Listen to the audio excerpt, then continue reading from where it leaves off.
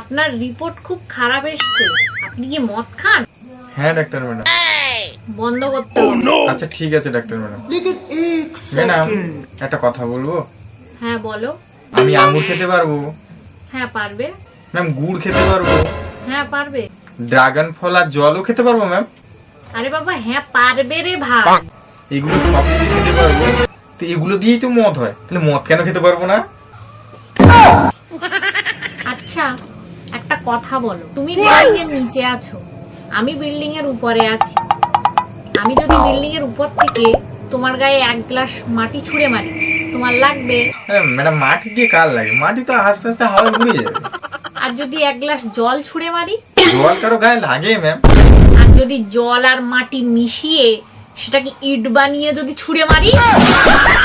এবার বুঝতে পারলে আমি ঠিক কি বলতে চাইছি?